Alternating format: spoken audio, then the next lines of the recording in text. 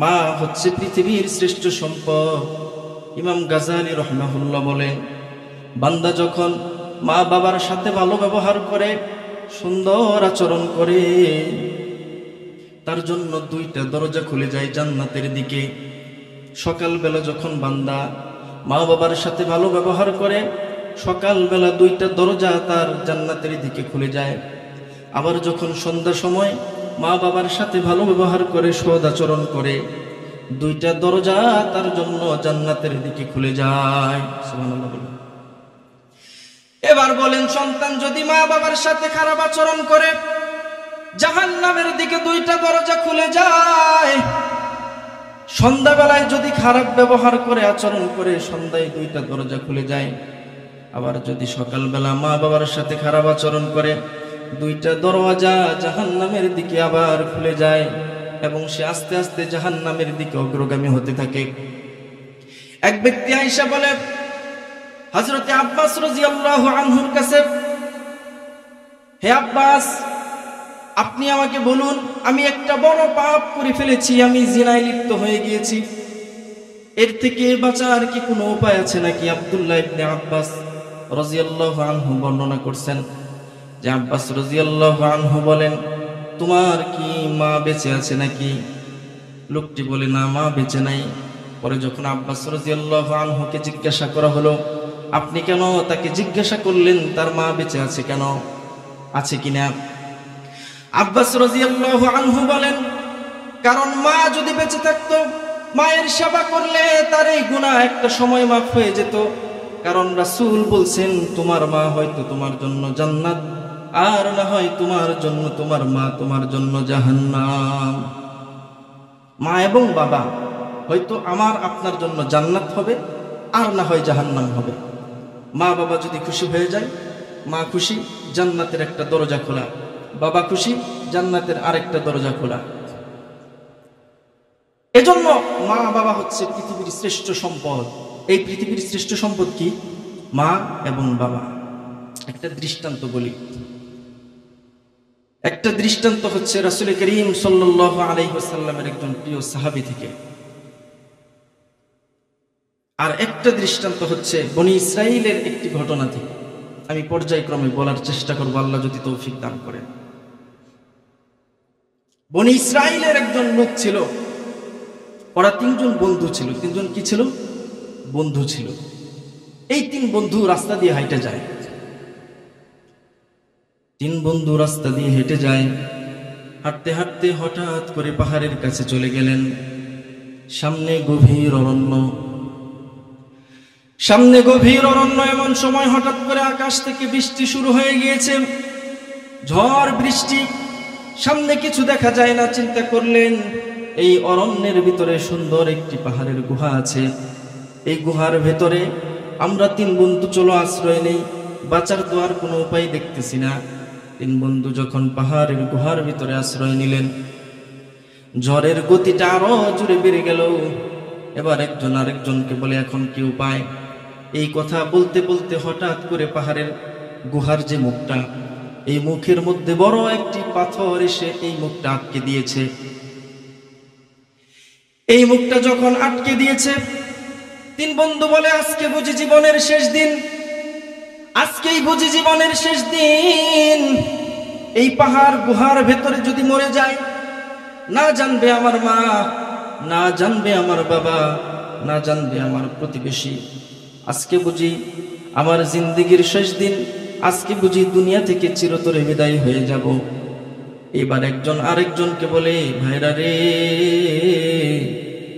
জিন্দেগিতে যদি কোনো ভালো কাজ করে থাকো, আজকে মালিকের কাছে ওই কথাটা বইলা ফরিয়াদ করো। মালিক যদি রহম করে আমাদের প্রতি, হয়তো আজকের এই বিপদ থেকে আমাদেরকে তিনি রক্ষা করবেন। এইবার প্রথম ব্যক্তি বলে, মালিক,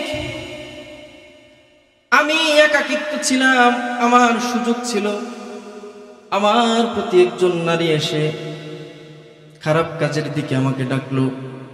আমি চিন্তা করলাম, এই পৃথিবীর মধ্যে কেউ যেটা দেখে না সেটা আমার মালিক দেখে। এই মালিকের কথা চিন্তা করে, জাহান্নামের কথা ভয় করে মালিকের সন্তুষ্টির জন্য আমি ওই দিন ওই গুনাহটা ছেড়ে দিয়েছিলাম। মালিক, ওই কাজটা যদি শুধুমাত্র আমি আপনার জন্য করে থাকি, আজকে আমাকে এই পাহাড়ের গুহার ভিতর থেকে রক্ষা করুন। আজকে আমাকে এই পাহাড়ের ভেতর থেকে রক্ষা করুন। এই কথা বলার পরে ওই বিশাল পাহাড়টা পাহাড়ের গুহার মুখ থেকে একটু সরে গিয়েছে, কিন্তু যতটুকু সরে গিয়েছে এই সরার কারণে এটার ভিতর থেকে বের হওয়া সম্ভব নয়। এবার দ্বিতীয় বন্ধুকে বলে, বন্ধুরে, জিন্দেগিতে যদি কোনো ভালো কাজ করে থাকিস, আজকে মালিকের কাছে হাত উঠা, মালিকের কাছে বল, মালিক, ওই কাজটা শুধু আপনার জন্য করেছিলাম, আমাকে আজকে এই বিপদ থেকে রক্ষা করুন। দ্বিতীয় বন্ধু বলে, আমি এমন একটা কাজ করেছিলাম যেই কাজটা শুধুমাত্র মালিকের সন্তুষ্টির জন্য করেছিলাম। কাজটা কি রে? কাজটা কি? এইবার বলে, আমি আমার বাড়িতে একজন পারিশ্রমিক নিয়েছিলাম, সকাল থেকে সন্ধ্যা পর্যন্ত ওই লোকটারে খাটাইছি, কিন্তু দিন শেষে তাকে কোনো পারিশ্রমিক দেই নাই, একটা টাকাও আমি তারে দেই নাই। এই লোকটা কাঁদতে কাঁদতে আমার বাড়ি থেকে চলে গেল। এই অর্থ সম্পদ দিয়ে আমি একটা ব্যবসা শুরু করেছিলাম। ব্যবসাটা আস্তে আস্তে বড় হলো। বড় হতে হতে আমার মনের মধ্যে আসছে, আহারে, এই টাকাগুলো তো আমার না।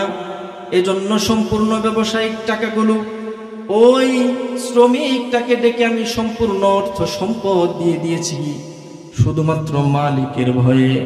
মালিক, ওই কাজটা যদি আমি আপনার জন্য করে থাকি, আজকে আমাকে এই বিপদ থেকে আপনি রক্ষা করুন। এইবার পাথরটা আরো একটু সুস্থ। সুবহানাল্লাহ বলেন না? একজন দুইজন এইভাবে বলার পরে তৃতীয় জন চোখের পানিটা একটু ছাড়ে আর বলে, জিন্দেগিতে আমি একটা ভালো কাজ করছি রে। ওই কাজটা হচ্ছে, আমার বাড়িতে বৃদ্ধ মা বাবা আছে, আমার বাড়িতে গাভী আছে, বকরি আছে, এগুলো যখন আমি দহন করতাম, দহন করে যে দুধটা আমি পাইতাম, এই দুধটা সর্বপ্রথম আমি আমার মাকে দিতাম, আমি আমার বাবাকে দিতাম। আমার ছোট ছোট বাচ্চাগুলো আমার চতুর্পাশে শুধু ঘুরতো আর কাঁদতো। ভাই, এমন ভাবে কাঁদতো রে, আমি তবুও একটু দুধ আমার সন্তানগুলারে দেই নাই। বলছি, আগে আমার মা খাবে, আগে আমার বাবা খাবে, তারপর তোমরা পান করবে, আমার স্ত্রী পান করবে। এইভাবে ঘটনাক্রমে একদিন আমি দুধগুলো দহন করলাম। দুধ দহন করার পরে বাচ্চাটা আমার পাশ দিয়ে ঘুরে, কিন্তু আমি তাকে জানায়া দেই, মা পান করবে, তারপর তোরা পান করবি। দুধের পাতিলটা নিয়ে মায়ের কাছে যখন গেলাম, মা দেখি আমার শিক্ষক তখন গভীর ঘুমে। এত গভীর ঘুমে আমার মনের মধ্যে হলো, মাকে যদি এখন ডাকি, মায়ের কাঁচা ঘুমটা ভেঙে যাবে, মনটা খারাপ হয়ে যাবে, মায়ের একটু কষ্ট হবে। আল্লাহ রাব্বুল আলামিন বলছেন, উফি ওয়ালা তানহারহুমা। মা বাবার প্রতি কি করতে হবে? এত কোমল আচরণ করতে হবে, মা বাবা যেন কখনো কোনো সময় উফ শব্দ না বলে। এজন্য আমি মা বাবার কাছে যায়া পাতিলটা হাতে নিয়ে দাঁড়ায় রইলাম। মা কখন উঠবে, মায়ের কাছে পাতিলটা দেব, মা দুধ পান করবে, তারপর আমার শিশু বাচ্চা দুধ পান করবে। এইবার যখন মায়ের কাছে দাঁড়িয়ে থাকলাম, মায়ের কাছে দাঁড়িয়ে থাকতে থাকতে একটা সময় হঠাৎ গভীর রাতে মা আমার জাগলো। মা তখন বলে, বাবা, তুমি এত রাত পর্যন্ত দাঁড়িয়ে আছো। ততক্ষণে আমার ছোট ছোট শিশু বাচ্চাগুলো ঘুমিয়ে গিয়েছে। মায়ের চোখ দিয়ে ঝরঝরি পানি পড়ে। মা বলে, বাবা রে, তুই আমারে বড় ভালোবাসিস, আল্লাহ যেন তোকে বড় ভালোবাসে। এই কাজটা শুধুই মাত্র আমি আমার মালিকের জন্য, আল্লাহর সন্তুষ্টির জন্য, মা বাবার সন্তুষ্টির জন্য করেছিলাম। কারণ মালিকের আদেশ কি? মালিকের আদেশ হচ্ছে, উশকুরলি ওয়ালি ওয়ালিদাইক, আমার শুকরিয়া আদায় করো, আর তুমি তোমার মা বাবার শুকরিয়া আদায় করো। এজন্য তখন আমি আমার মাকে দুধ পান করার পরে মা যখন দোয়া করলো, আমার কলিজাটা শীতল হলো।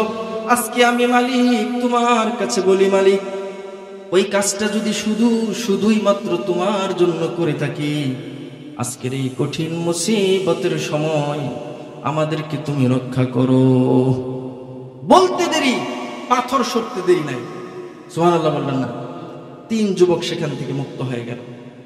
ইন্নাল হামদুলিল্লাহ ইন্নাল হামদুলিল্লাহ নাহমাদুহু ওয়া নাস্তাঈনুহু ওয়া নাস্তাগফিরুহু ওয়া নু'মিনু বিহি ওয়া নাতাওয়াক্কালু আলাইহি ওয়া নাউযু বিল্লাহি মিন শুরুরি আনফুসিনা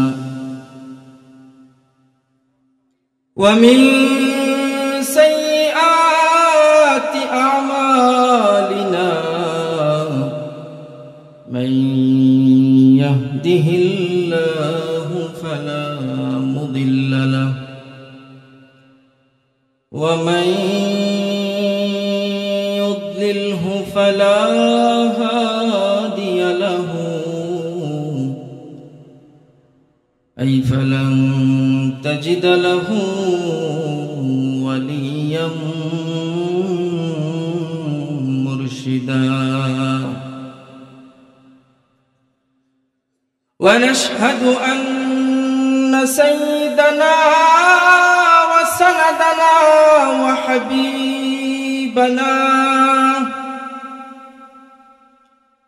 وحبيب ربنا وطبيبنا وطبيب أرواحنا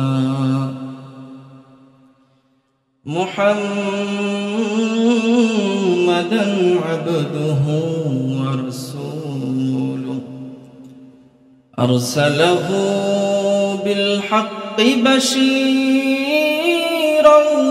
ونذيرا وداعيا إلى الله بإذنه وسراجا وقمرا منيرا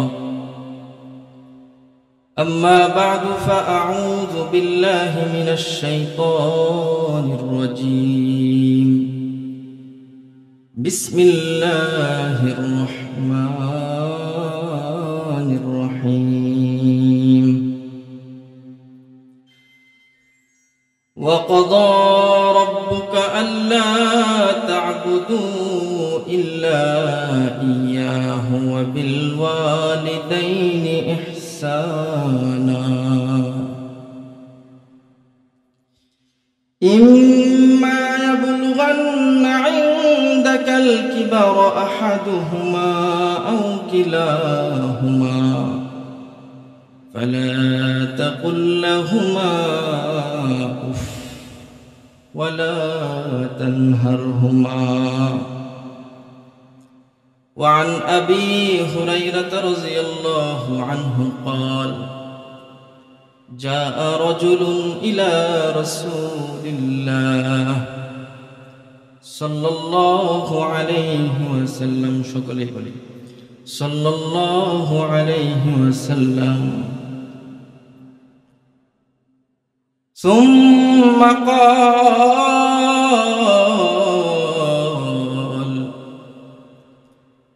أي أعمال أحب إلى الله قال رسول الله صلى الله عليه وسلم بر الوالدين أو كما قال عليه الصلاة والسلام وقال الله تعالى في شان حبيبي إن الله وملائكته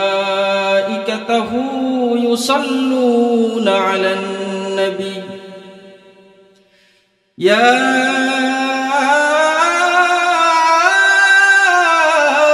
أيها الذين آمنوا صلوا عليه وسلموا تسليما সকলে মুহাম্মদের সাথে দরুদ ইব্রাহিম পড়ুন اللهم صل على محمد وعلى آل محمد كما صليت على إبراهيم وعلى آل إبراهيم إنك حميد مجيد اللهم بارك على محمد وعلى آل محمد كما باركت على إبراهيم وعلى آل إبراهيم إنك حميد مجيد मोमिन जो फिदा नक्श कफे पाए नबी हो मोमिन जो फिदा नक्श कफे पाए नबी हो ओ ज़ीर कदम आज भी आलम का खजीना ओ ज़ीर कदम आज भी आलम का खजीना गर सुन्नत नबवी की करे पैरवी उम्मत गर सुन्नत नबवी की करे पैरवी उम्मत तूफान से निकल जाएगा फिर इसका सफीना तूफान से निकल जाएगा फिर इसका सफीना आशिक हो मेरा दर-ए शहंशाह दो आलम आशिक हो मेरा दर-ए शहंशाह दो आलम मिश्को से ज़ियादा मुबारक जिसका पसीना मिश्को से ज़ियादा मुबारक जिसका पसीना একটু সামনের দিকে আগায় বসলে মজলিস সুন্দর হয় একটু জিকির করি আর সামনের দিকে আসি লা ইলাহা ইল্লাল্লাহ লা ইলাহা ইল্লাল্লাহ লা ইলাহা ইল্লাল্লাহ আসমান সুন্দর জমিন সুন্দর আরো সুন্দর গাছপালা আসমান সুন্দর জমিন সুন্দর আরো সুন্দর গাছপালা তাহার চেয়ে অধিক সুন্দর তাহার চেয়ে অধিক সুন্দর আমার নবী কামলিওয়ালা লা ইলাহা ইল্লাল্লাহ লা ইলাহা ইল্লাল্লাহ ইল্লাল্লাহ লা ইলাহা ইল্লাল্লাহ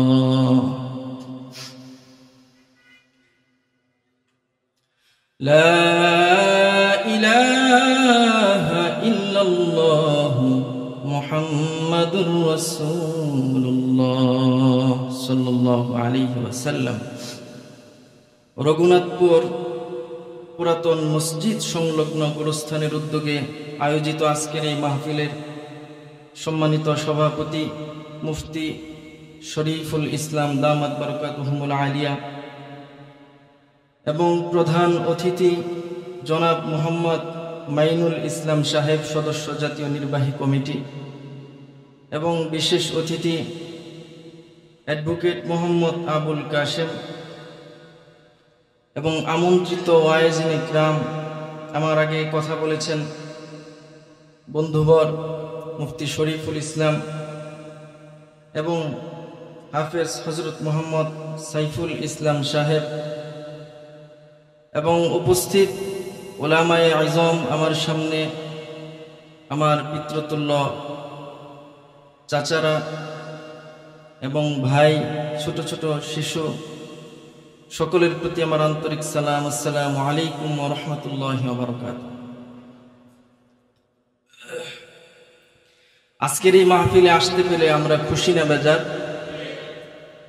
আমরা কি জিতেছি না ঠকেছি? অনেকের মনে মনে হয় একটু সন্দেহ আছে, তাই না? সন্দেহ আছে? সন্দেহের কোনো কারণ নাই। হাদিসে কুদসির মধ্যে এই মাহফিলে যারা আসে এদেরকে সুসংবাদ দেওয়া হয়েছে। কি দেওয়া হয়েছে? সুসংবাদ। দুনিয়ার জমিনে যেই জায়গার মধ্যে কুরআনে কারীমের আলোচনা হয় ওই জায়গাটা ফেরেশতারা বেষ্টন করে ফেলে, একজন আরেকজনের হাতের মধ্যে এইভাবে ধরে। এইভাবে এই সামিয়ানাটার চতুর্পাশ দিয়ে ফেরেশতাগুলো একজন আরেকজনের হাতের মধ্যে ধরে। ধরতে ধরতে একজন আরেকজনের কাঁধে এইভাবে উঠতে উঠতে উঠতে উঠতে 7টি আসমান পার হয়ে আল্লাহ রাব্বুল আলামিনের ওই যে আরশে আজিম, যেখানে বসে আমার মালিক পুরা পৃথিবীটাকে পরিচালনা করেন, ওই আরশে আজিমের কাছাকাছি যখন পৌঁছে যায়, মালিক তখন ডাক দিয়ে বলে, ওরে ফেরেশতা, এইভাবে সবাই একজন আরেকজনের হাতের মধ্যে ধরতে ধরতে আমার আরশে আজিম পর্যন্ত পৌঁছে গেছে, ঘটনা কি? এইবার বলে মালিক, ওই যে রঘুনাথপুর মসজিদের পাশে গোরস্থানের উদ্যোগে মাহফিলের আয়োজন করা হয়েছে। এই মাহফিলের মধ্যে আপনার বরত্বের কথা আলোচনা হচ্ছে, আপনার হাবিবের বরত্বের কথা আলোচনা হচ্ছে, সুন্নাতের কথা আলোচনা হচ্ছে। এই জায়গাটাকে আমরা বেষ্টন করে আছি। মালিক তখন ডাক দিয়ে বলে, এই মানুষগুলা কি চায়? ফেরেশতা বলে, মালিক, এই মানুষগুলা আপনার কাছ থেকে জাহান্নাম থেকে মুক্তি চায়। আল্লাহ বলেন, এরা কি জাহান্নাম দেখেছে? ফেরেশতারা জবাব দেয়, না মালিক, এরা জাহান্নাম দেখে নাই। জাহান্নাম না দেখাও এরা আপনার কাছে জাহান্নাম থেকে মুক্তি চায়। আল্লাহ বলেন, যাও দিয়ে দিলাম। সুবহানাল্লাহ বলবেন না? না আগামীকাল সকালের জন্য রেখে দিয়েছেন? এবার আল্লাহ রাব্বুল আলামিন ডাক দিয়ে বলে, এই মানুষগুলা কি চায় বলো বলো। ফেরেশতারা বলে, মালিক, এই মানুষগুলো আপনার কাছে জান্নাত চায়। কোন জান্নাত চায়? যেই জান্নাত সম্পর্কে আপনি আল্লাহ ঘোষণা দিয়েছেন, আ'দাতু লিইবাদিয়াস সালিহিন মা লা আইনুন রাআত। আমি আমার নেককার বান্দাদের জন্য এত সুন্দর জান্নাত বানিয়েছি, কোন চক্ষু ওই জান্নাত কোনদিন দেখে নাই। ওয়ালা উযুনুন সামিআত, কান কোনদিন শুনে নাই। জান্নাতটা কত সুন্দর করে আপনি বানাইছেন। আল্লাহ রাব্বুল আলামিন বলছেন কি, জান্নাতটা কত সুন্দর, এইটা কেউ কোনদিন জানেই না, কোনদিন শুনেই নাই। এখন বলেন, হুজুর, প্রত্যেক জুমায় বিভিন্ন জায়গায় মাহফিল হচ্ছে, জান্নাত সম্পর্কে কত সুন্দর সুন্দর বর্ণনা শুনছি, এগুলা কি আমরা শুনতেছি না? আল্লাহ তাআলা উত্তর দেয়, ওয়ালা খাতারু আলা কলবি বাশার। জান্নাতটাকে আমি আল্লাহ এত সুন্দর করে বানাইছি রে বান্দা, এই জান্নাতটা কেউ কোনোদিন চক্ষু দিয়ে দেখে নাই। জান্নাত কত সুন্দর কোনোদিন কানে শুনে নাই। জান্নাতটা কত সুন্দর তার অন্তরের মধ্যে উদিত হয় নাই। আমি আপনি এখানে বসা, হঠাৎ করে মনের মধ্যে আসলো, আহারে আমার যদি একটা ঘোড়া থাকতো। যেমন তেমন ঘোড়া না রে বাজান, এই ঘোড়াটার 2টা পাখা আছে, এই ঘোড়াটা বিদ্যুৎ গতিতে চলে। আমি যদি এই ঘোড়ার মধ্যে উঠি, এই ঘোড়াটাকে আমি যদি বলি এখান থেকে আমাকে আমেরিকাতে নিয়ে যাও, সে নিয়ে যাবে। আমাকে এখান থেকে মিশরে নিয়ে যাও, আমাকে নিয়ে যাবে। এই যে মনের মধ্যে ভাবনা, এত সুন্দর সুন্দর ভাবনা যদি একত্র করেন, তবু জান্নাতটা কত সুন্দর। ভাইবা কোনোদিন শেষ করা যাবে না। সুবহানাল্লাহ বলবেন না? জান্নাতটা আসলে কত সুন্দর এটা কেউ জানেই না। তো এত বড় জান্নাত আল্লাহ রাব্বুল আলামিন বলেন যে এরা যে জান্নাত চায়, জান্নাত কি দেখছে? যে না মালিক, এরা তো জান্নাত দেখে নাই, তবুও চাই, যাও তাদেরকে জান্নাতের ঘোষণা দিয়ে দিলাম। তাহলে মাহফিলে আয়েশা জিতছি না ঠকছি? যারা আশেপাশে এখনো ঘরের মধ্যে আছে, দোকানপাটে আছে, আমি তাদেরকে আহ্বান জানাই, আজকের এই গুরুত্বপূর্ণ মাহফিলে আপনারা এসে যোগদান হন এবং আল্লাহ রাব্বুল আলামিনের কাছে সওয়াবের অনেক বড় একটি অংশীদার হিসেবে আপনারা এখানে আসুন। তো বলতেছিলাম, আল্লাহ রাব্বুল আলামিন আমাদের এখানে যাদেরকে এনেছেন তাদেরকে ঠকান নাই, তাদেরকে জিতাইছেন। তো আমি কোরআনে কারীমের একটি আয়াত আপনাদের সামনে তিলাওয়াত করেছি। আল্লাহ রাব্বুল আলামিন বলেন, وَقَضَى رَبُّكَ أَلَّا تَعْبُدُوا إِلَّا إِيَّاهُ وَبِالْوَالِدَيْنِ إِحْسَانًا إِمَّا يَبْلُغَنَّ عِندَكَ الْكِبَرَ أَحَدُهُمَا أَوْ كِلَاهُمَا فَلَا تَقُل لَّهُمَا أُفٍّ وَلَا تَنْهَرْهُمَا وَقُل لَّهُمَا قَوْلًا كَرِيمًا। রাসূল করিম সাল্লাল্লাহু আলাইহি ওয়াসাল্লামের অনেকগুলো সুন্নাহ আছে। অনেকগুলো কি আছে? সুন্নাহ আছে। আমরা মনে করি টুপি পরাটাই শুধু সুন্নাহ, জুব্বা পরাটাই বোধহয় সুন্নাহ, নামাজের আগে 4 রাকাত সুন্নাত পড়ি এটাই বোধহয় সুন্নাহ। আসলে একজন মুমিনের জীবনের শুরু থেকে নিয়ে শেষ পর্যন্ত প্রত্যেকটা কাজ সুন্নতের অনুসারী হতে হয়। সুন্নাহ ছাড়া আপনি এক পাও এগোতে পারবেন না। 3টি জিনিস এমন আছে। কয়টি জিনিস? 3টি জিনিস এমন আছে। আল্লামা শামসুদ্দিন জাহাবী রাহিমাহুল্লাহ উনি ওনার কিতাবুল কাবায়ের এটার মধ্যে লেখেন যে 3টা জিনিস এমন আছে যেগুলা একটা আরেকটা ছাড়া অসম্পূর্ণ। কথাগুলো মনোযোগ দিয়ে শুনবেন, খেয়াল করবেন। আল্লামা শামসুদ্দিন জাহাবী রাহিমাহুল্লাহ বলেন 3টি জিনিস এমন আছে যেই 3টি জিনিস একটি আরেকটি ছাড়া অসম্পূর্ণ, স্বয়ং সম্পূর্ণ না। তার মধ্যে একটি হচ্ছে আতিউল্লাহ ওয়া আতিউর রাসূল। এই দেখেন, আতিউল্লাহ ওয়া আতিউর রাসূল কয়টা জিনিস বলছেন? 2টা। একটা হচ্ছে আল্লাহর অনুসরণ করো, আনুগত্য করো, এবং সাথে সাথে বললেন রাসূলের আনুগত্য করো। কয়টা বলছেন? 2টা। একটা কথার মধ্যে 2টা জিনিস জুড়ে দিয়েছেন, অর্থাৎ একটা ছাড়া আরেকটা সম্পূর্ণ হবে না। যদি আপনি শুধু আল্লাহকে মানেন, বললেন যে আমি শুধু আল্লাহকে মানবো, রাসূলকে মানবো না, তাহলে আপনি স্বয়ং সম্পূর্ণ হতে পারবেন না। 2 নাম্বার বলছেন ওয়াকিমুস সালাতা ওয়া আতুজ যাকাত।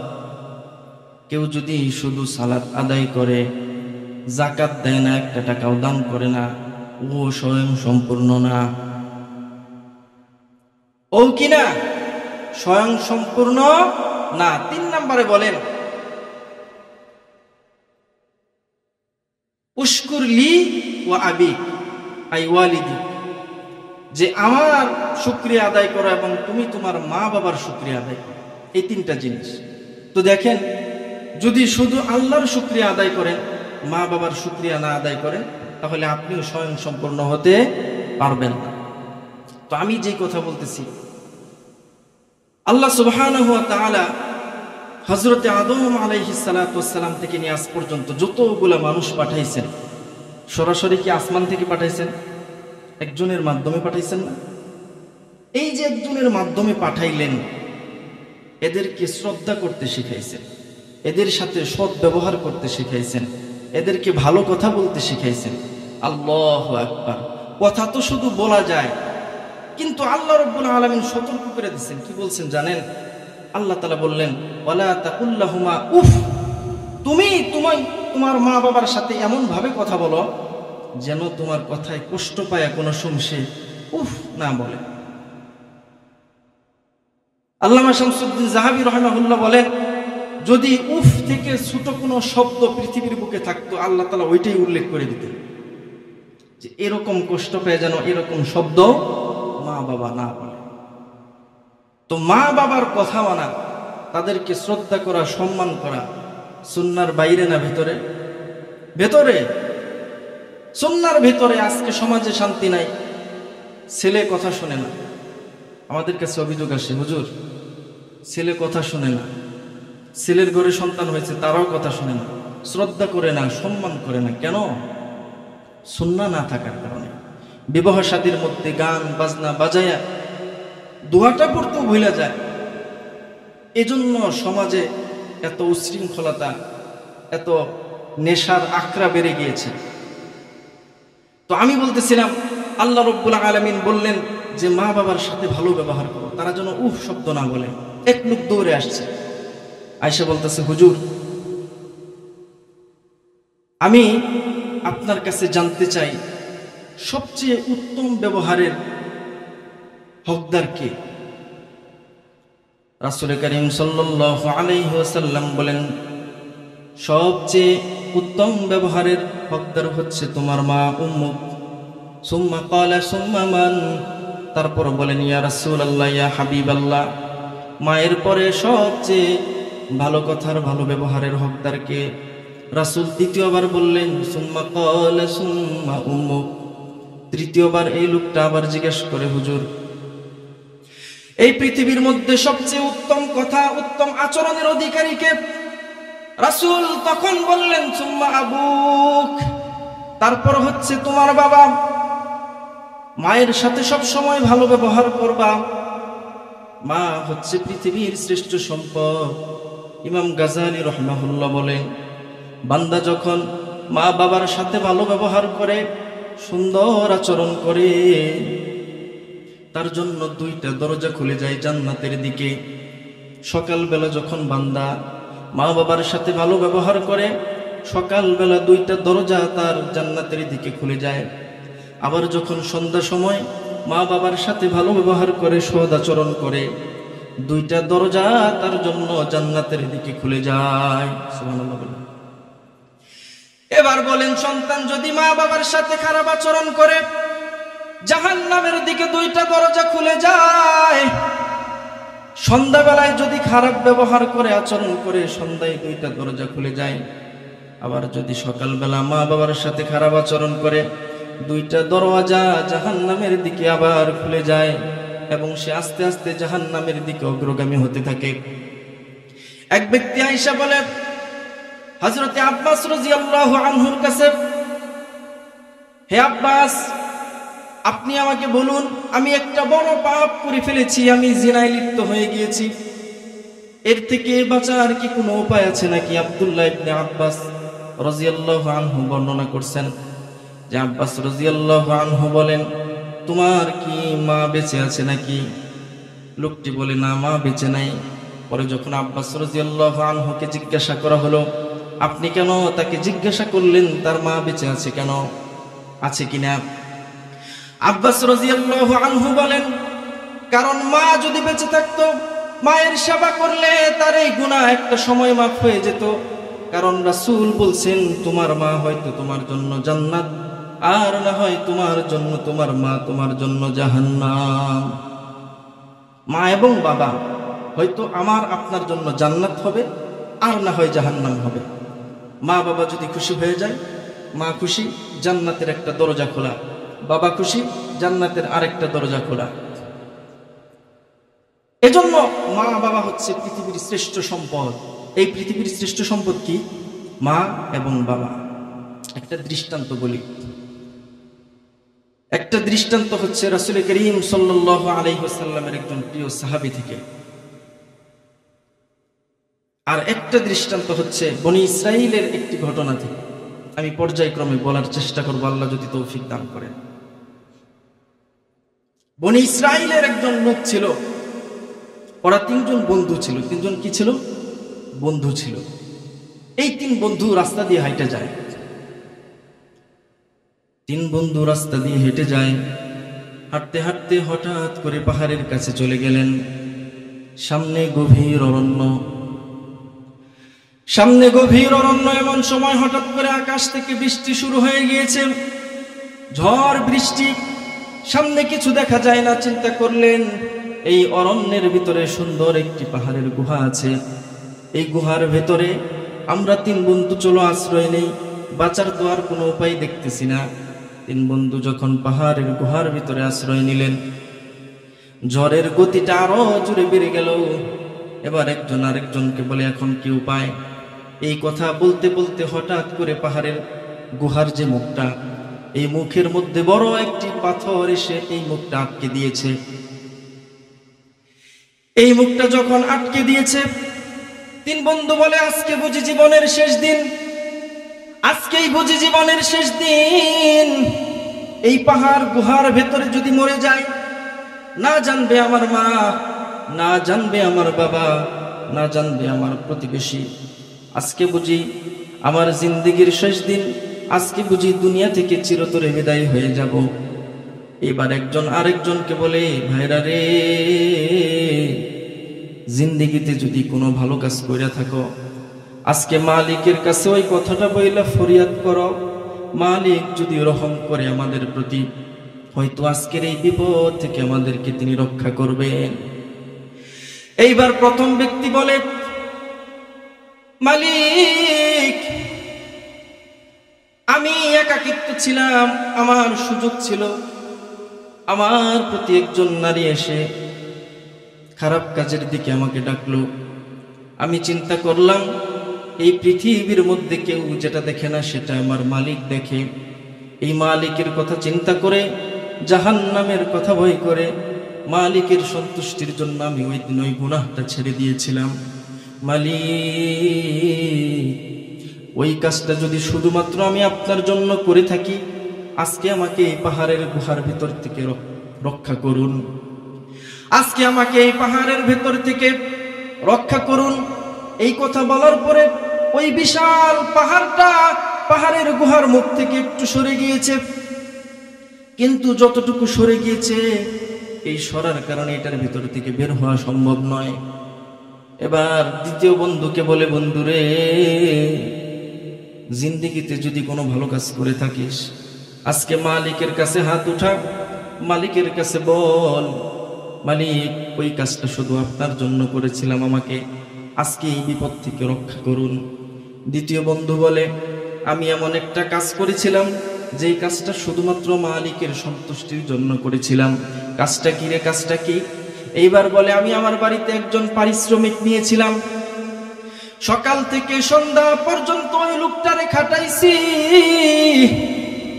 কিন্তু দিন শেষে তাকে কোনো পারিশ্রমিক দেই নাই, একটা টাকাও আমি তারে দেই নাই। এই লোকটা কাঁদতে কাঁদতে আমার বাড়ি থেকে চলে গেল।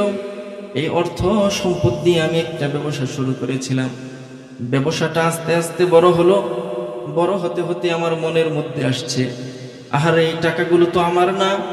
এজন্য সম্পূর্ণ ব্যবসায়িক টাকাগুলো ওই শ্রমিকটাকে ডেকে আমি সম্পূর্ণ অর্থ সম্পদ দিয়ে দিয়েছি, শুধুমাত্র মালিকের ভয়ে। মালিক, ওই কাজটা যদি আমি আপনার জন্য করে থাকি, আজকে আমাকে এই বিপদ থেকে আপনি রক্ষা করুন। এইবার পাথরটা আরো একটু সরছে। সুবহানাল্লাহ বলেন না? একজন দুইজন এইভাবে বলার পরে তৃতীয় জন চোখের পানিটা একটু ছাড়ে আর বলে, জিন্দেগিতে আমি একটা ভালো কাজ করছি রে। ওই কাজটা হচ্ছে, আমার বাড়িতে বৃদ্ধ মা বাবা আছে, আমার বাড়িতে গাভী আছে, বকরি আছে, এগুলো যখন আমি দহন করতাম, দহন করে যে দুধটা আমি পাইতাম, এই দুধটা সর্বপ্রথম আমি আমার মাকে দিতাম, আমি আমার বাবাকে দিতাম। আমার ছোট ছোট বাচ্চাগুলো আমার চতুর্পাশে শুধু ঘুরতো আর কাঁদতো। ভাই, এমন ভাবে কাঁদতো রে, আমি তবুও একটু দুধ আমার সন্তানগুলারে দেই নাই। বলছি, আগে আমার মা খাবে, আগে আমার বাবা খাবে, তারপর তোমরা পান করবে, আমার স্ত্রী পান করবে। এইভাবে ঘটনাক্রমে একদিন আমি দুধগুলো দহন করলাম। দুধ দহন করার পরে বাচ্চাটা আমার পাশ দিয়ে ঘুরে, কিন্তু আমি তাকে জানায়া দেই, মা পান করবে, তারপর তোরা পান করবি। দুধের পাতিলটা নিয়ে মায়ের কাছে যখন গেলাম, মা দেখি আমার শিক্ষক তখন গভীর ঘুমে। এত গভীর ঘুমে আমার মনের মধ্যে হলো, মাকে যদি এখন ডাকি, মায়ের কাঁচা ঘুমটা ভেঙে যাবে, মনটা খারাপ হয়ে যাবে, মায়ের একটু কষ্ট হবে। আল্লাহ রাব্বুল আলামিন বলছেন উফি ওয়ালা তানহারহুমা, মা বাবার প্রতি কি করতে হবে? এত কোমল আচরণ করতে হবে, মা বাবা যেন কখনো কোনো সময় উফ শব্দ না বলে। এজন্য আমি মা বাবার কাছে যায়া পাতিলটা হাতে নিয়ে দাঁড়ায় রইলাম। মা কখন উঠবে, মায়ের কাছে পাতিলটা দেব, মা দুধ পান করবে, তারপর আমার শিশু বাচ্চা দুধ পান করবে। এইবার যখন মায়ের কাছে দাঁড়িয়ে থাকলাম, মায়ের কাছে দাঁড়িয়ে থাকতে থাকতে একটা সময় হঠাৎ গভীর রাতে মা আমার জাগলো। মা তখন বলে, বাবা তুমি এত রাত পর্যন্ত দাঁড়িয়ে আছো। ততক্ষণে আমার ছোট ছোট শিশু বাচ্চাগুলো ঘুমিয়ে গিয়েছে। মায়ের চোখ দিয়ে ঝরঝরি পানি পড়ে। মা বলে, বাবা রে, তুই আমারে বড় ভালোবাসিস, আল্লাহ যেন তোকে বড় ভালোবাসে। এই কাজটা শুধুই মাত্র আমি আমার মালিকের জন্য, আল্লাহর সন্তুষ্টির জন্য, মা বাবার সন্তুষ্টির জন্য করেছিলাম। কারণ মালিকের আদেশ কি? মালিকের আদেশ হচ্ছে উশকুরলি ওয়ালি ওয়ালিদাইক, আমার শুকরিয়া আদায় করো, আর তুমি তোমার মা বাবার শুকরিয়া আদায় করো। এজন্য তখন আমি আমার মাকে দুধ পান করার পরে মা যখন দোয়া করলো, আমার কলিজাটা শীতল হলো। আজকে আমি মালিক তোমার কাছে বলি, মালিক ওই কাজটা যদি শুধুই মাত্র তোমার জন্য করে থাকি, আজকের এই কঠিন মুসিবতের সময় আমাদেরকে তুমি রক্ষা করো। বলতে দেরি, পাথর সরতে দেরি নাই। সুবহানাল্লাহ বললেন না? 3 যুবক সেখান থেকে মুক্ত হয়ে গেল।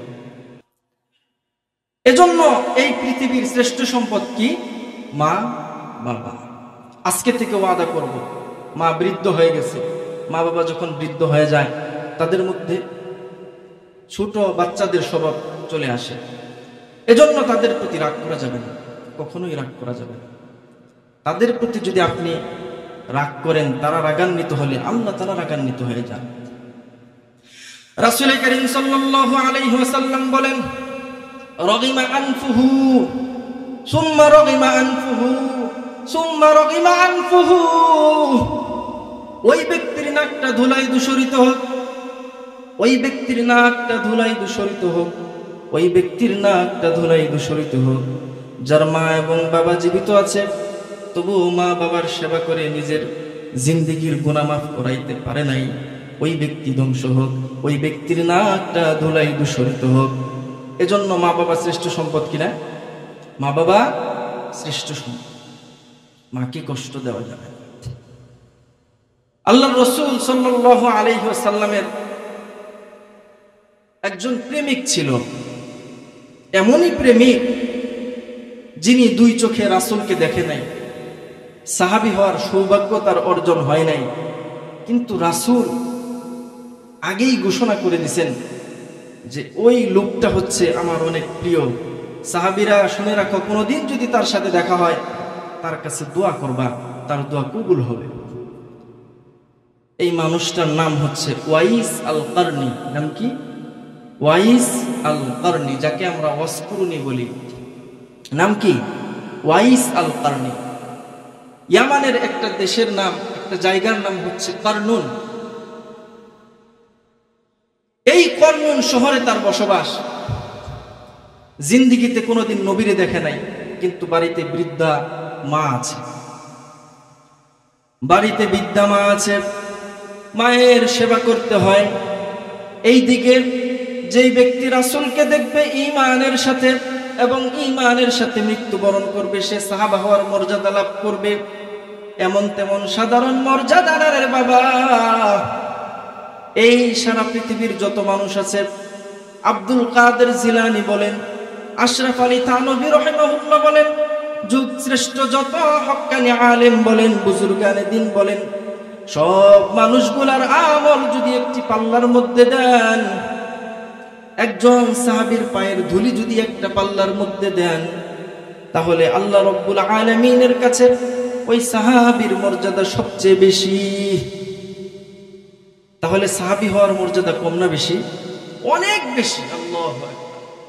আমি আপনি যদি জীবনের শুরু থেকে নিয়ে যেদিন থেকে বুঝমান হয়েছি আল্লাহ রাব্বুল আলামিনের পায়ে সিজদায় থাকি, শুধু সিজদায়, কোনোদিন উঠি নাই, তবুও সাহাবার মর্যাদার সমান হতে পারবো না। কারণ কি? আল্লাহ তাআলা ঘোষণা দিয়েছেন রাদিয়াল্লাহু আনহুম ওয়া রাযু আনহু, আল্লাহ তাআলা নিজে তাদের প্রতি খুশি হয়ে গেছেন। তো আল্লাহ যাদের প্রতি খুশি হন তাদের কোনো ভয় আছে? তাদের কোনো ভয় নেই। এজন্য এই সাহাবী কি করলেন, এই তাবিঈ কি করলেন, যে মা বাবার হক যদি নষ্ট হয়, মায়ের হক যদি নষ্ট হয়, আমি রাসূলের দরবারেই যাব না, এত দূরে সফর করে সারাটা জীবন মায়ের সেবায় আমি কাটিয়ে দেব। কিন্তু বিশ্বনবী মুহাম্মদুর রাসূলুল্লাহ সাল্লাল্লাহু আলাইহি ওয়াসাল্লাম মুসলিম শরীফের 2542 নম্বর হাদিসের মধ্যে আসছে, রাসূল করিম সাল্লাল্লাহু আলাইহি ওয়াসাল্লাম ঘোষণা করে দিয়েছেন, ওরে আমার সাহাবীরা শোনো, আমার একজন আশিক আছে, আমার একজন প্রেমিক আছে, আমি তাকে 3টা সুসংবাদ দিলাম। কয়টা সুসংবাদ? 3টা সুসংবাদ। 1 নাম্বার, আমি তাকে খায়রুত তাবিঈন ঘোষণা করলাম। যত তাবিঈন আছে যারা সাহাবীদেরকে দেখেছে স্বচক্ষে, তাদেরকে তাবিঈন বলা হয়। এই তাবিঈনদের সরদার হিসেবে আমি তাকে ঘোষণা করলাম। বাবারা, ওঠা যাবে না, ওঠা যাবে না, জৈমা বসে থাকতে হবে। যদি ওঠেন ফ্লো নষ্ট হয়ে যাবে। একটু ধৈর্য ধরে অল্প কিছু সময় বসেন, আমি শেষ করে দেব ইনশাআল্লাহ। রাসূল সাল্লাল্লাহু আলাইহি ওয়াসাল্লাম 3টা ঘোষণা দিলেন। 1 নাম্বার, আমি তাকে খায়রুত তাবিঈন ঘোষণা করলাম।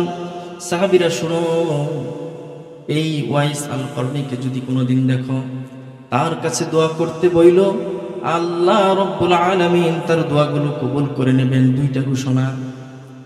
দেখছেন, সাহাবীদেরকে বলতেছে তার কাছে দোয়া চাইও, তার দোয়া আল্লাহ রাব্বুল আলামিন কবুল করবেন। কত বড় মর্যাদা তাকে দিলেন। কারণ কি? মা বাবার সেবা করছেন, শুধুমাত্র এই একটা কারণে। আল্লাহু আকবার। এজন্য এই পৃথিবীর শ্রেষ্ঠ সম্পদ হচ্ছে মা। এক সাহাবী দৌড়ে আসছে, হুজুর আমি জিহাদের ময়দানে জিহাদ করতে যাইতে চাইতেছি, আপনার অনুমতি চাই। বলে, তোমার মা বাবা আছে? যে আছে। ফাজাহিদ, মা বাবার পিছনে জিহাদ করো, অর্থাৎ তাদের সেবা যত্ন করো, তোমার জিহাদে যাওয়ার দরকার নাই। রাসূল করিম সাল্লাল্লাহু আলাইহি ওয়াসাল্লামের একজন জলিলুল কদর সাহাবী ছিলেন। এই সাহাবী সারাদিন রোজা রাখতেন, খুব খুশু খুজুর সাথে নামাজগুলো আদায় করতেন, দান সদকা করতেন, রাসূলের বড় আশিক ছিলেন। এই মানুষটার নাম হচ্ছে আলকামা রাদিয়াল্লাহু আনহু। নাম কি? সবাই বলি, আলকামা রাদিয়াল্লাহু আনহু। এই আলকামা রাদিয়াল্লাহু আনহু জিন্দেগিতে অনেক ভালো কাজ করেছেন। রাসূল যেই কথাগুলো বলছেন অক্ষরে অক্ষরে ওই কথাগুলো মানছেন। নামাজগুলো খুব সুন্দর করে খুশু খুজুর সাথে আদায় করেছেন। আল্লামা শামসুদ্দিন যাহাবী রাহিমাহুল্লাহ ওনার পুরা ঘটনাটা উল্লেখ করেন। এই সাহাবী মা বাবার সাথে খুব ভালো ব্যবহার করত, সবাই এটা জানতো। কিন্তু জিন্দেগিতে এমন একটি সময় আসলো, যেই সময়টা হচ্ছে দুনিয়া থেকে বিদায় নেওয়ার সময়। কোন সময়? সকলে বলি, দুনিয়া থেকে বিদায় নেওয়ার সময়। পৃথিবীর বুকের আপনারা কি কোনোদিন কিয়ামত দেখেছেন কিনা আমাকে বলেন? দেখেছেন? দেখেন নাই না? প্রত্যেকটা মানুষের কিয়ামত হচ্ছে যখন সে মারা যায়। প্রত্যেকটা মানুষের কিয়ামত হচ্ছে যখন সে ইন্তেকাল করে। প্যারা নবী মুহাম্মদুর রাসূলুল্লাহ সাল্লাল্লাহু আলাইহি ওয়াসাল্লাম পুরা জিন্দেগিটা উম্মতের জন্য একদম বিলায়া দিয়েছেন। শেষ সময়ে ফেরেশতা যখন জানতে কবজ করবে, হাতটা রাখার পরে রাসূল বললেন, তোমার হাত এত ভারী। রাসূল সাহাবীদেরকে জান্নাতের সুসংবাদ দিয়েছেন, আবার বলছেন ভালো কাজ করো, কবরের আযাব মাফ হয়ে যাবে, মৃত্যুর কষ্ট দূর হয়ে যাবে। রাসূল যদি এই কথা বলেন, আমার আপনার মৃত্যুর সময় অবস্থাটা কি হবে চিন্তা করেন। মৃত্যুর সময় অবস্থাটা কি হবে চিন্তা করেন। একজন বুজুর্গের ঘটনা আছে যে তার ইন্তেকালের অনেক বছর পরে এই কবর থেকে যখন তাকে জিন্দা করা হয়েছে, আল্লাহ রাব্বুল আলামিনের হুকুমে এইবার তার চক্ষু দুইটা নীল হয়ে গেছে। চক্ষু দুইটা কি হয়েছে বাবা? নীল হয়েছে। এবার তাকে বলে, তোমার চক্ষু দুইটা এরকম নীল হয়েছে কেন? লোকটা তখন বলে, আজ থেকে 900 বৎসর আগে আমার ইন্তিকাল হয়েছে। ওই সময় যখন আমার ইন্তিকাল হয়েছে, আমার কাছে মনে হয়েছে 1000 মানুষ আমার শরীরের মধ্যে কাটা বিছাইছে। কাটা, এই কাটাগুলো বিছাইয়া সুন্দর করে মোচড় দিয়া পেঁচ দিয়া একসাথে যখন টান দিছে রে, আমার শরীরের প্রত্যেকটা অঙ্গ প্রত্যঙ্গ এতই ব্যথিত হয়েছে, এই 900 বৎসর পরে ওই ব্যথাটা আমার শরীর থেকে যায় নাই, যার কারণে আমার চক্ষু দুইটা আজকে নীল। মৃত্যুর কষ্ট সহ্য করা সম্ভব না বাজান। এজন্য মৃত্যুর কষ্ট বড় ভয়াবহ। আজরাইল যখন জানটা কবজ করে, জানটা সারা দেহের মধ্যে পালাতে থাকে, এই দিকে যায়, এই দিকে যায়, এই আঙ্গুলে যায়, পুরা দেহের মধ্যে ছোটাছুটি করতে থাকে। কিন্তু ওই তো মালিকের হুকুম হয়ে গিয়েছে, ওই সময় তোমার ছোটার কোনো সুযোগ নাই।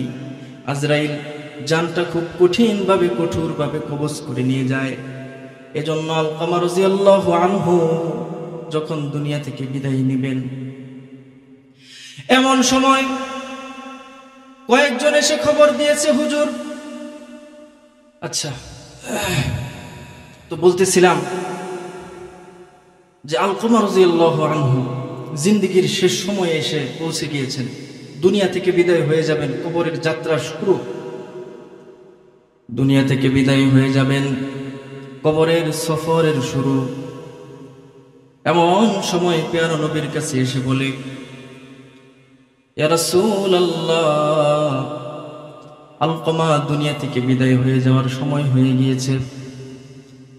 রাসূল করিম সাল্লাল্লাহু আলাইহি ওয়াসাল্লাম বিলাল রাদিয়াল্লাহু আনহুকে বললেন, যাও তাড়াতাড়ি যাও, আলকামার কাছে গিয়ে কালেমায়ে শাহাদাতের তালকিন করো। আলকামা রাদিয়াল্লাহু আনহুর কাছে গিয়ে সাহাবায়ে কেরাম কালেমায়ে শাহাদাতের তালকিন শুরু করলেন। আলকামা রাদিয়াল্লাহু আনহু বারবার শুধু চেষ্টা করে কালেমা পড়বে, কিন্তু পড়তে পারে না, জবান দিয়ে কালেমা আসে না। আলকামা রাদিয়াল্লাহু আনহুর চোখ দিয়ে পানি পড়ে। আহারে, দুনিয়া থেকে বিদায় হয়ে যাব এমন কঠিন মুহূর্তে জবান দিয়ে কালেমা আসে না, না জানি আমার সামনের সময়গুলো কত কঠিন, কত ভয়াবহ। চোখ দিয়ে ঝরঝর ঝরঝর করে পানি পড়ে। সাহাবায়ে কেরাম রাদিয়াল্লাহু আনহুম রাসূলের কাছে গিয়ে বলে, রাসূল, আলকামা তো কোনো কালিমা পড়ে না, মুখ দিয়ে কোনো আওয়াজ আসে না। রাসূল দৌড়াইয়া বলেন, তাড়াতাড়ি আলকামার মাকে ডাকো, যদি তিনি আসতে পারেন তাহলে আসতে বলো, আর যদি না পারে আমি রাসূল নিজেই তার কাছে যাব। এবার আলকামার মায়ের কাছে যখন খবর পৌঁছে গেল, বৃদ্ধা মহিলা লাঠি ভর করে করে রাসূলের দরবারে এসে উপস্থিত। রাসূলের সামনে এসে বলে, পেয়ারা নবী, আপনি আমাকে ডেকেছেন? হ্যাঁ, আমি তোমাকে ডেকেছি। তুমি আমার কাছে আজকে বলো, আলকামার উপরে তোমার কোনো রাগ আছে নাকি? আলকামার উপরে তোমার কোনো কষ্ট আছে নাকি? আলকামাকে তুমি কোনো সময় কখনো কি কোনো বদদুয়া দিয়েছিলে নাকি? এবার বৃদ্ধা মহিলা বলে, হুজুর, আলকামার প্রতি আমার বড় রাগ আছে, আলকামার প্রতি আমার অনেক কষ্ট আছে। রাসূল বলেন, এরে সাহাবীরা, তাড়াতাড়ি অনেকগুলো কাঠ সংগ্রহ কইরা নিয়ে আসো, আজকে আলকামাকে এই মায়ের সামনে জীবিত পুড়ে ছারখার করে দেব। এবার আলকামার মায়ের চোখ দিয়ে পানি ঝরে, পানি ঝরে, পানি ঝরে। এবার বলে, রাসূল, আমার সামনে আমার ছেলেটাকে আপনি পোড়াবেন? এটা কি করে সম্ভব? আমি মা হয়ে এটা কিভাবে সহ্য করব, ধৈর্য ধারণ করব? রাসূল বলেন, তুমি যদি তোমার ছেলেকে এই মুহূর্তে ক্ষমা না করো, আল্লাহ রাব্বুল আলামিন কিয়ামতের ময়দানে কঠিন শাস্তি তো দিবেনই, জাহান্নামের সব আগুনগুলা তোমার ছেলেকে পুড়বে। জাহান্নামের আগুনগুলা তোমার ছেলেকে যখন পুড়বে, এই দুনিয়ার আগুনের চেয়ে আরো কঠিন হবে। শরীরের চামড়াগুলো পুড়ে ছারখার হয়ে যাবে, নতুন চামড়া মালিক আবার দিবেন, আবারও এই দেহটাকে পোড়াবে, পোড়ায়া শেষ করবেন। এইভাবে চিরদিন শুধু শাস্তি পেতে থাকবে। এইবার মায়ের চোখ দিয়ে পানি পড়ে আর বলে, রাসূল আপনি সাক্ষী থাকুন, সাহাবারা সাক্ষী, ফেরেশতারা সাক্ষী, ওই আসমানের মালিক সাক্ষী, আমি আলকমাকে মাফ করে দিলাম। এইবার বিলাল হাবশী রাদিয়াল্লাহু আনহুকে রাসূল বলেন, তাড়াতাড়ি যাও আলকমার শিয়রে গিয়ে দেখো আলকমা কালিমা পড়ে নাকি। বিলাল রাদিয়াল্লাহু আনহু ঘরের কাছে যেতে কালেমায়ে শাহাদাতের আওয়াজ শুনেন, কালেমায়ে তাইয়্যিবার আওয়াজ শুনেন। এবার বিলাল রাদিয়াল্লাহু আনহু বলে, রাসূল সত্যি সত্যি দোয়া কবুল হয়ে গিয়েছে, ওনার মা ওনাকে সত্যি সত্যি মাফ করে দিয়েছেন। আল্লাহ রাব্বুল আলামিন তার জবানের মধ্যে কালিমা নসিব করেছেন। এজন্য মুহতারাম হাজিরিন, এমন মা দুনিয়া থেকে বিদায় হয়ে গিয়েছেন। রাসূল করিম সাল্লাল্লাহু আলাইহি ওয়াসাল্লামের কাছে এক সাহাবা এসে বলে, হুজুর আমার মায়ের বড় আকাঙ্ক্ষা ছিল মসজিদে দান করবে, মাদ্রাসায় দান করবে, কিন্তু মা কোনোদিন দান করতে পারে নাই, আমি কি তার পক্ষ থেকে দান করতে পারি? রাসূল বলেন, শোনো, তাড়াতাড়ি মায়ের জন্য দান করো।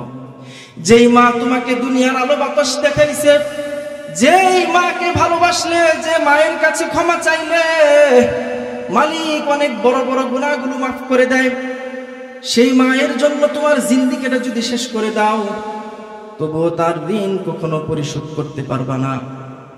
আব্দুল্লাহ ইবনে আব্বাস রাদিয়াল্লাহু আনহু মক্কার খুব কাছাকাছি দাঁড়ানো এমন সময় এক ব্যক্তি নিজের মাকে এইরকম কাঁধের মধ্যে শোয়াইছে, শোয়া তাওয়াফ করতেছেন।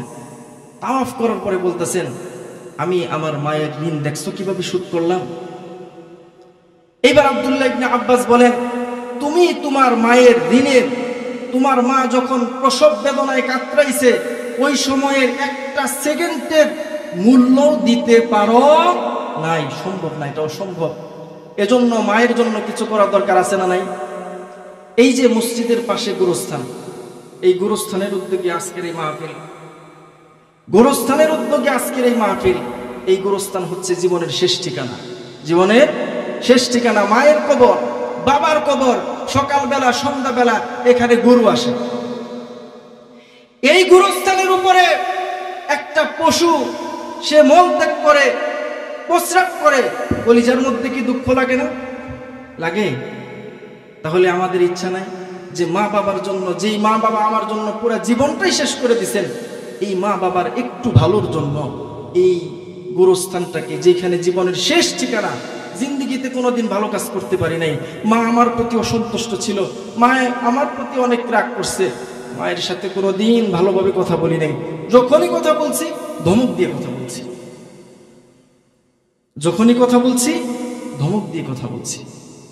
আজকে সেই মায়ের কবরের জন্য, বাবার কবরের জন্য আমি একটু কিছু করে যেতে চাই। এই সুযোগের সাথে আমরা সকলেই শরীক হব। এই কথার উপর একটু হাত উঠায় দেখাই মালিককে, একটু হাত উঠাই, সকলেই হাত উঠাই, সকলেই। আল্লাহ, এই মসজিদের সামনে যে মানুষগুলো হাত উঠাইছে, তুমি তাদেরকে জান্নাতের সুউচ্চ মাকাম দান করো আল্লাহ। ইয়া রাব্বাল আলামিন, জান্নাতের সবচেয়ে সেরা নিয়ামতগুলো এদেরকে দান করো। ইয়া আল্লাহ, জান্নাতুল ফিরদাউস নসিব করো। হাত নামাই সকলে।